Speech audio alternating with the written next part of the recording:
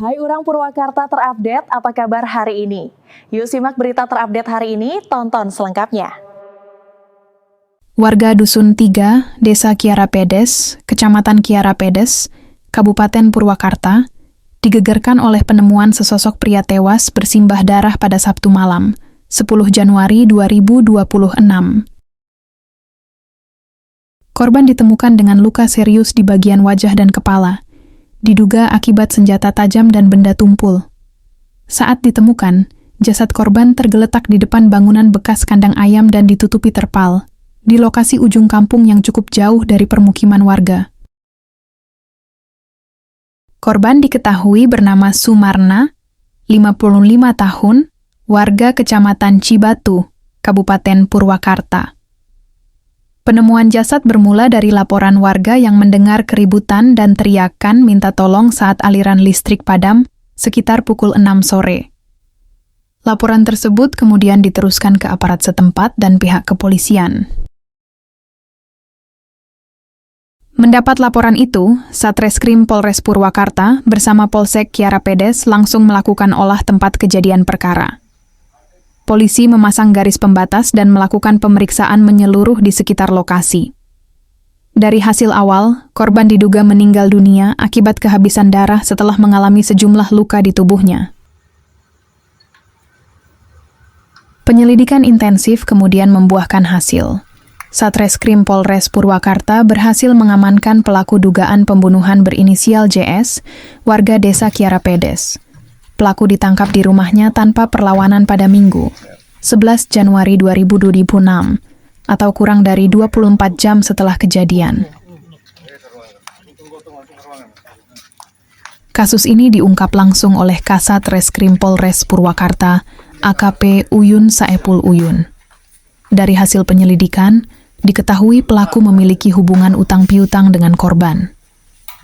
Peristiwa bermula saat korban menagih sisa utang sebesar Rp100.000 dari total Rp300.000 yang sebelumnya dipinjam pelaku. Dugaan pembunuhan ini ditangkap kapan dan di mana? Untuk pelaku yang berinisial JS ini, dia memang merupakan warga Desa Kiara Pedes, Kecamatan Kiara Pedes, Kabupaten Purwakarta, yang merupakan yang telah kita amankan di rumahnya, ya, tanpa perlawanan.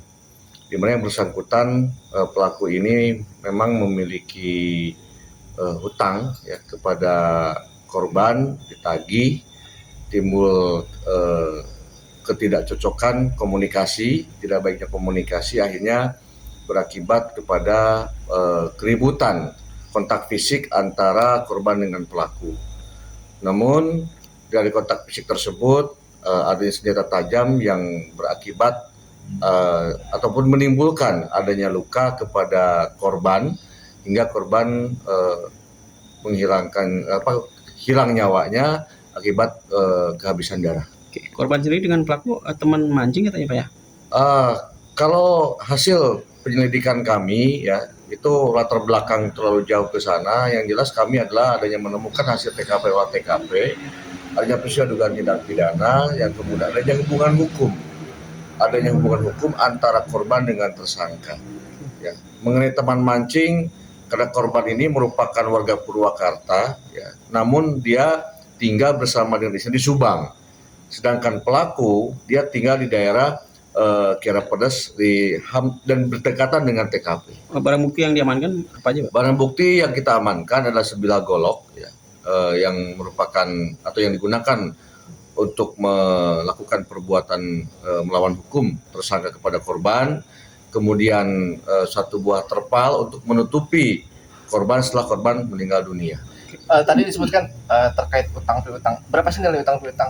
Kalau untuk hutang piutang yang dipinjam oleh tersangka kepada korban itu hanya awalnya 300.000, yang sudah dibayar 200.000 dan tersisa 100.000.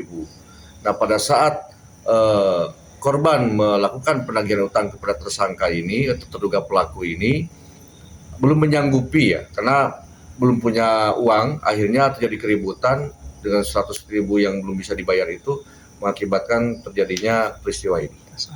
Pasal yang diterapkan mungkin? Nah, pasal yang diterapkan terhadap yang bersangkutan sebagaimana adanya perubahan undang-undang kita berundang hukum pidana terhadap terduga pelaku, kita terapkan pasal 458 ayat 1 Undang-Undang Nomor 1 Tahun 2023, di mana ancaman maksimal di dalam undang-undang tersebut adalah 15 tahun. Antara pelaku dan si korban utangnya baru kali ini atau udah? Baru kali ini.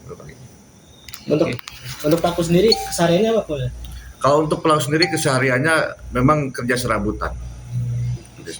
Mungkin bisa dijelaskan bagaimana untuk senjata tajam itu bisa didapatkannya bagaimana? Nah, senjata tajam tersebut yang digunakan oleh terduga pelaku ini adalah senjata tajam yang memang sudah di dapur. Karena dapur ini tidak dalam keadaan terkunci ya, gemblang gitu ya, gemblang.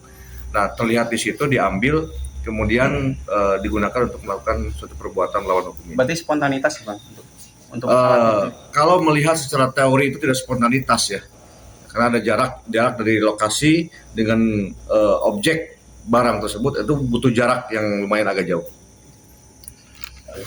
Penyidikan masih terus dilakukan oleh Satreskrim Polres Purwakarta untuk mendalami seluruh rangkaian kejadian dan melengkapi berkas perkara. Follow akun media sosial Purwakarta Update untuk berita menarik lainnya. Purwakarta Update menyuguhkan informasi positif dan asyik seputaran Purwakarta.